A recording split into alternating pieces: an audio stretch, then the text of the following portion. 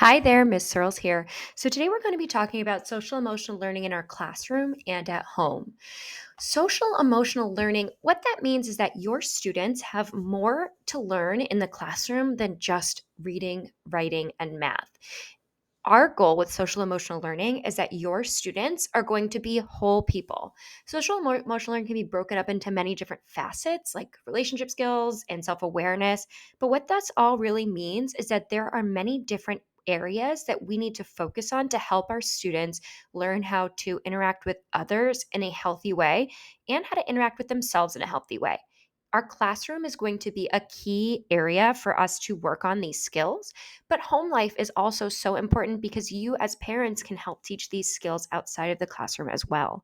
We're going to focus through this video on the different ways that we can use technology in the classroom.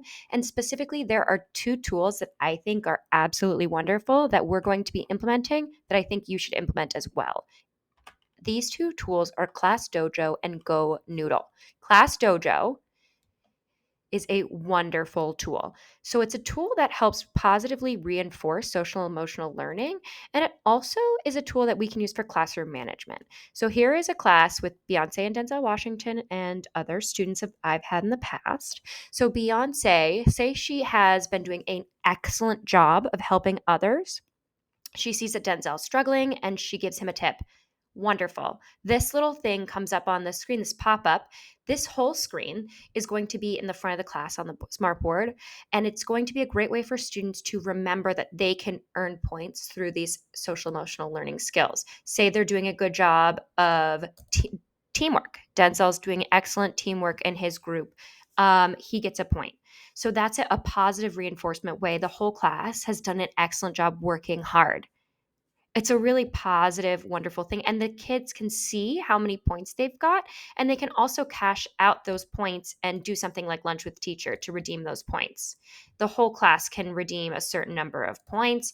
It's just such a positive thing. And say we know for a fact that Justin, maybe we get a new student, we can add that in. Say Justin's been having a hard time with something, we can add that in as a new task and upload it, and we can use that for the whole class as a way to help his social emotional learning and tailor it to the whole class. Now, parents can see the points that we're getting. You can see, I like to keep it on all points. That way, you can kind of see what it is that your students have been doing excellent at. You can have it as a needs work system. I don't like to do that. I think it's more effective if we are using positivity in our classroom to do it. There's also other ways that you can interact with Class Dojo. Portfolios will be uploaded for student work that you can see. It's a private way for you to see our students' work and interact with it. Class story, I can upload a class bulletin and you can comment in it. Another wonderful way to create our class community. And I can message you and we can have another great way to communicate in addition to this teacher website. So, this is an excellent tool. I really love it. You're going to love it. It creates a wonderful classroom community. It's really good for parent teacher communication, parent student communication. Another tool that we're going to be using in the classroom is Go Noodle. Go Noodle is wonderful. So it's a really great way to have breaks. So say I see the students are getting a little antsy, I'm probably going to go to Moose Tube. They can have a little second, dance it out.